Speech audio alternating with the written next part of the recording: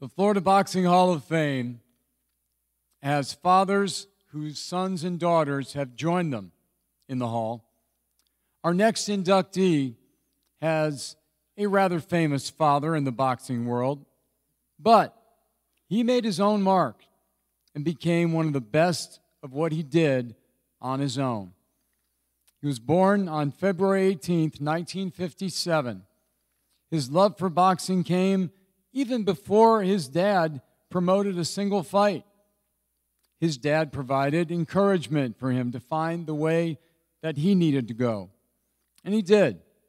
He founded Monarch Boxing and became the youngest manager in boxing, signing then a young Michael Dokes, and took him to his first heavyweight title. By the time he was done, he set the record as manager for the most world champions managed by one person. He was named Manager of the Year by the WBC, WBA, and IBF, among others. He was inducted into the National Boxing Hall of Fame and the Indiana Boxing Hall of Fame. He left managing and began a career as a broadcast analyst for boxing.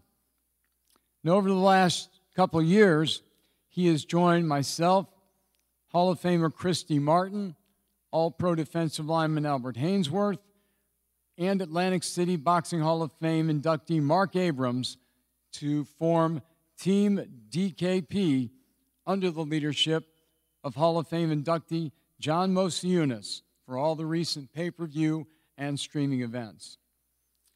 He's lived an incredible life and had plenty of success, and I am quite sure that Big Daddy Don King is rather proud of his son. Ladies and gentlemen, please join me in welcoming to the Florida Boxing Hall of Fame class of 2024 boxing manager and broadcaster Carl King.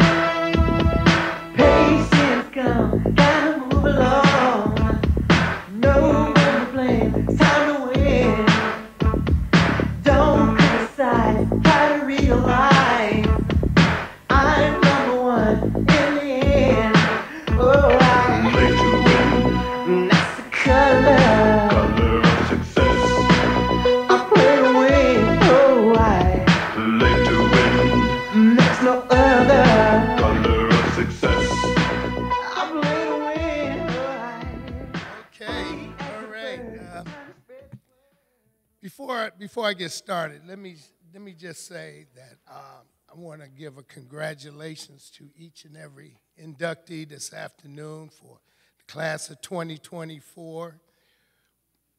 We came from different paths of life. We traveled different paths, different beginnings, different life experiences to arrive at this place in this moment for each and every one of you to be inducted in the Florida's Boxing Hall of Fame. So congratulations, classmates.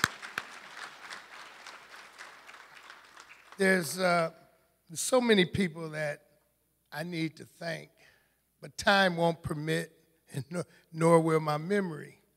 So my daughter just reminded me a few minutes ago to keep it short and sweet and not to do the King family tradition, which is that we'd be here to sometime late tonight.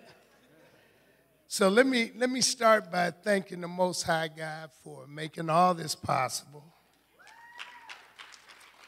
And to thank my mother in heaven and my father, because they inspired me as a young child, motivated me, and tolerated me with all my flaws and imperfections, things of that nature. So for that, I'm grateful. My dad's a great man. He put me on a career path as a young man, and it was my decision to travel that path. And that decision that I made that day nearly 50 years ago changed my life completely. Young man I signed, we're 18 years old, by the name of Michael Dynamite Dotes. God rest his soul. He came to me and he said, you know what, man, your dad wants me to get a manager.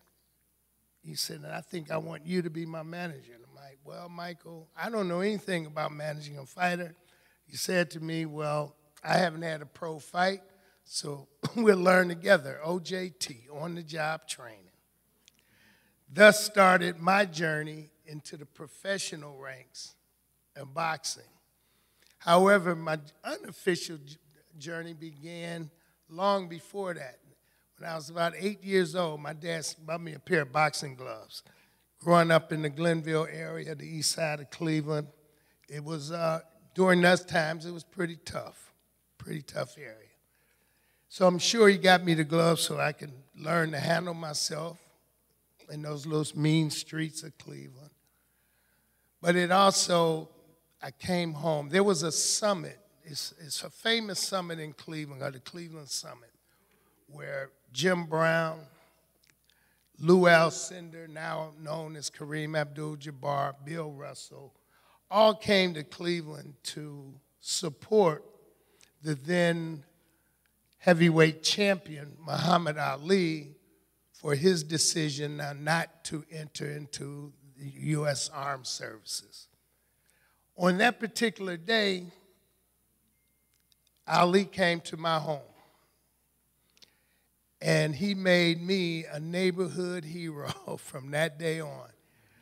What a great man, and I fell in love with that guy, and I fell in love with boxing perhaps on that day. So when I was in 7th grade in history class, I had to write a term paper titled The History of, what you picked the subject.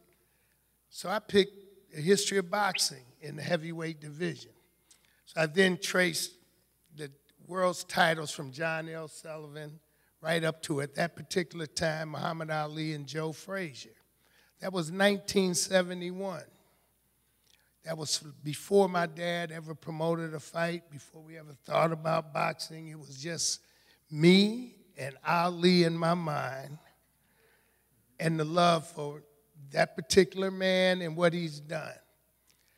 Little did I know that the people that I wrote about, the people that I followed at that time, the Joe Fraziers, Ali's, George Foreman's, Ernie Shavers, that within the next 36 months that I would have a chance to meet all of them. And that was quite special for me. So it kind of led to me getting into 1976 and signing Michael. But there's people that helped me along the way.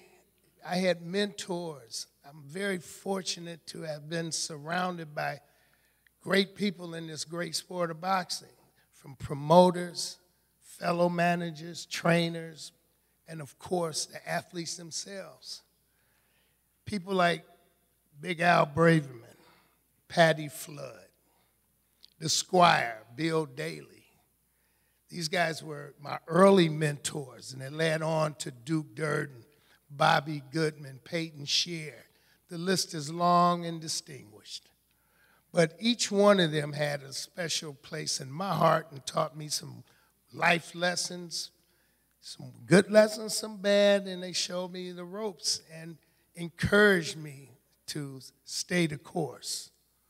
When I stumbled and seemed to be falling, wanting to give up, they wouldn't allow that. They picked me up, dust me off, put me back in the race, and told me, son, run your race.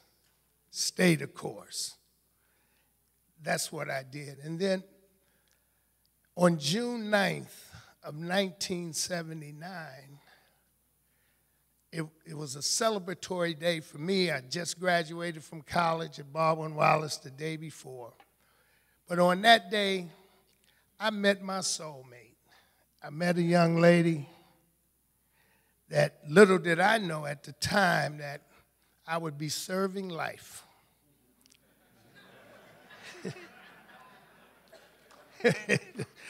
I met my wife, Glory Michelle, we call her Shelley, on that particular day, and together we made a family.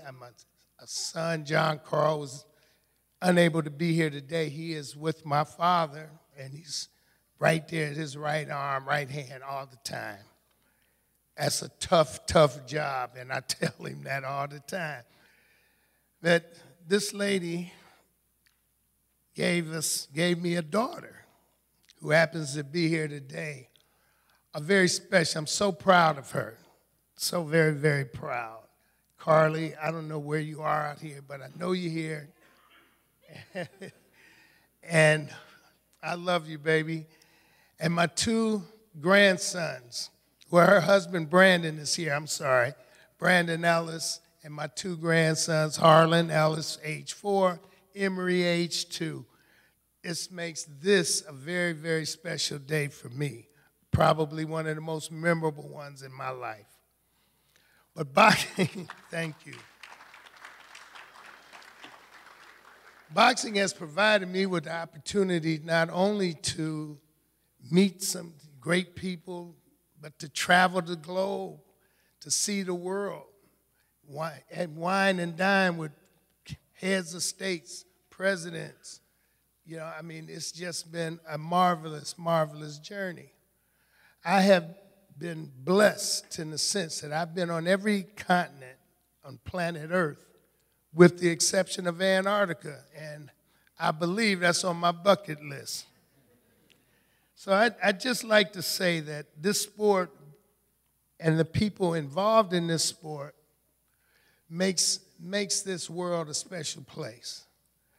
People think that it's a barbaric sport. People that don't know boxing, they think it's a dangerous sport, and everything is dangerous. We live in a dangerous time, in a dangerous world. But boxing has taught discipline. It has changed many, many lives. I have yet to meet the doctor's son that wanted to become champion, the billionaire's son that wants to become world champion, most of which the guys that I met come from very humble beginnings. The barrios, Nicaragua, Mexico, Puerto Rico, and right to the hoods of Cleveland, Ohio, Philadelphia, Pennsylvania, Washington, D.C., New York City, you name it. You know, these guys start off tough. And one thing that they don't have is college degrees in most cases. So I have to be very, very proud of the fact that these young men who, through hard work, dedication, determination, and of course, self-perseverance, have endured the trials and tribulations of life and fought their way out of poverty, out of hunger, and right into world championship wealth. And for that, I'm very proud to have been a part of changing many lives, even if it's just for a little bit. And that I feel I did. When I started out this journey, I had one main goal, but I had lofty goals. I started out, and the only thing I really wanted to do was to make my mother and my father proud. I like to think that I'd done that. Then I wanted to make my wife and my children proud. And I like to think that I've done that as well. But more importantly than all of that is to see your family grow and extend. And that what makes this day, to have my daughter and my grandsons here with me, makes this a most memorable day. So in closing, I would like to thank them for putting up with me, tolerating me with my flaws and many indiscretions. So thank you, family. Thank you, friends. And thank you, boxing world. God bless you all. This is a tribute to my father.